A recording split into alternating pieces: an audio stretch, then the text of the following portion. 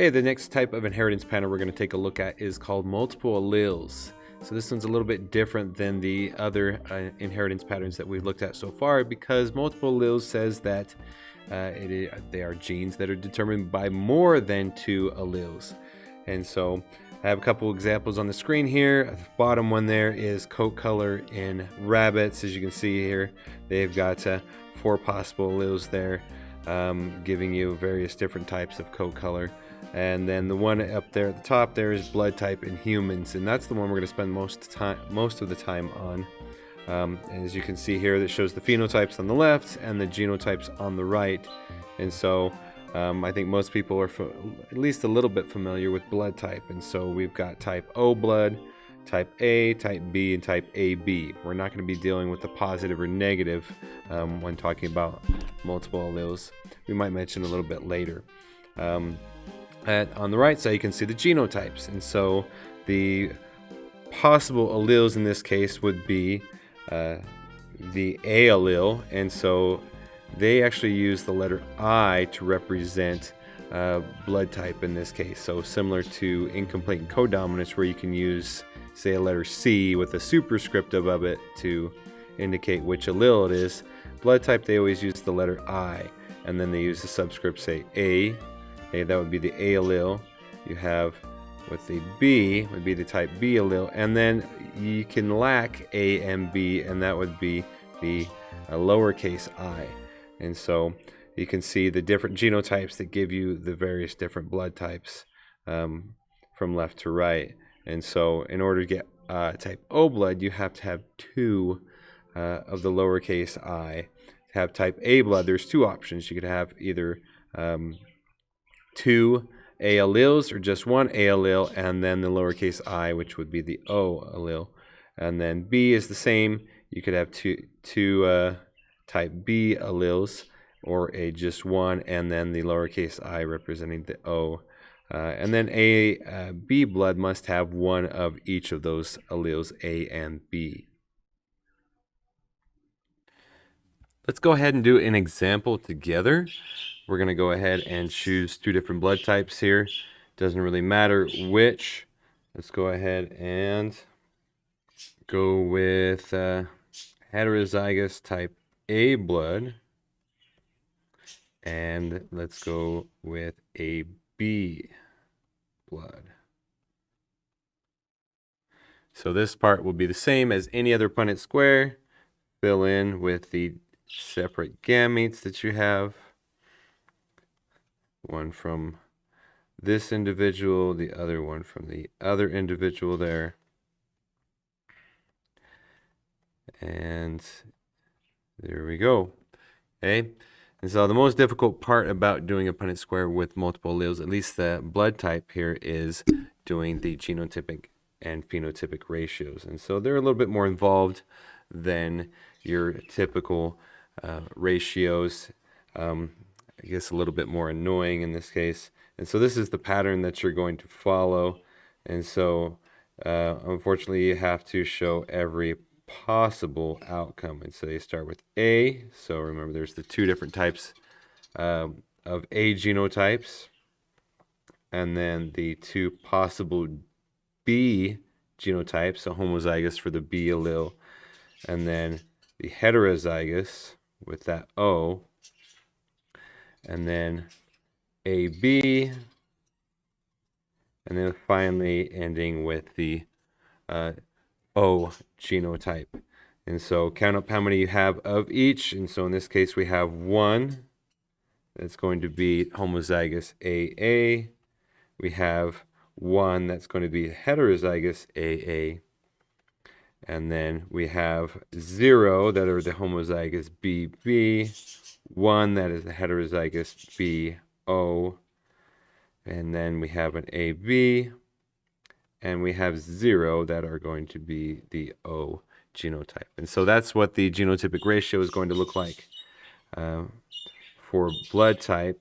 Phenotypic is going to be not as annoying. We just have to show the 4 possible phenotypes like it shows here. And so we go in the same order: A, B, AB, and O. And so we just have to count up each. And so A, we actually have 2 possible phenotypes. B, we have 1. AB, we have 1. And then O, we have 0. And so that's what your genotypic and phenotypic ratios will look like when doing a Punnett square with blood type. But how does the ABO blood system work? And so it actually comes down to looking at our red blood cells. And so on the surface of your red blood cells, there are specific proteins or markers. And so it makes them recognizable to your own body. And so if you have type A blood, you have what they call A protein markers on the surface of your red blood cells. If you have type B, then you have the B proteins on the surface. If you have A and B, you have both A and B proteins on the surface. And type O has neither. And so this is important because when you receive blood, you can only receive certain types of blood based on your own blood type, because your body is going to recognize something that's not supposed to be there as foreign. And so if you have type A blood, your body actually produces the B antibodies. And so if it comes into contact with any blood that has B proteins on its surface, the B antibodies will attack it. And vice versa for type B. So type B blood, your body will produce type A antibodies. And so if it comes into contact with any red blood cells that have the A proteins on the surface, then the A antibodies will attack those red blood cells. Now, interestingly, with type A blood, as you can see here, they have both, and so both are recognizable to your body, and so it doesn't actually produce any antibodies to attack it. And so anytime, any A or B is going to recognize it as self. And then, unluckily, the type O blood is going to produce both A and B antibodies. And so if there are any red blood cells in your bloodstream that have A or B proteins, then it's going to attack those red blood cells. And so it can only you can only have type O red blood cells present. And so it makes a difference as far as the compatibility for blood. And so this is a chart that includes A, B, O, and the positive and negative. And so the positive would be the presence of the Rh factor in blood, and then negative would be the absence of that. And so as you can see, on the top is the donor, on the left is the recipient. So if you have O negative, then these are the types of blood that, who can receive type O negative blood. And then this would be, if you have talking about O positive, these are the individuals that can receive O positive blood. So you can see anybody that's got a positive can receive O positive blood. A negative, only individuals that have A blood or A B blood can receive A blood. And then A positive is even less. So A positive blood can only give to an individual that has A positive or AB positive. B negative can only give to somebody who's got B negative. It could be B positive, AB negative, AB positive, and then so on and so forth. So AB positive can actually only give to individuals that have AB positive blood. And so it works out that, a couple of things that I do want you to know is that O negative is what we call the universal donor. And so they can give to anybody, as you can see, where AB positive is the universal recipient. And so they can receive blood from anybody. And so in this case, if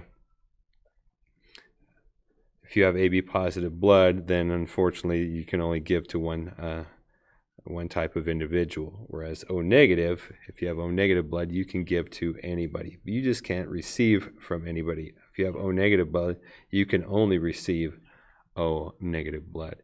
So that's kind of a downside there.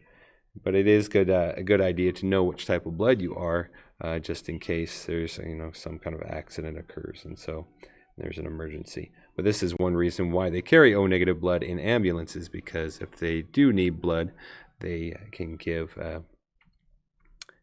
them O negative blood, and it won't matter which type of blood you do have. And so this is kind of a side note here. Interestingly, this is just statistics for the U.S. What percent of individuals have each type of blood? And so you can see O positive, about 37.4% of individuals in the U.S. have O positive, O negative about 6.6%, A positive 35.7%, A negative 6.3%, B positive 8.5%, B negative 1.5%, AB positive 3.4%, and AB negative 0.6%. And so the rarest is actually AB negative, although O negative is the one that can only receive from itself. And so the majority of individuals are going to be O positive or A positive, at least in the U.S. And so it's kind of an interesting information to know. And so that's everything about multiple alleles and blood type that I want you to know about. And so there's some questions you need to answer, as well as some practice with Punnett squares. And so if you have any questions, please let me know.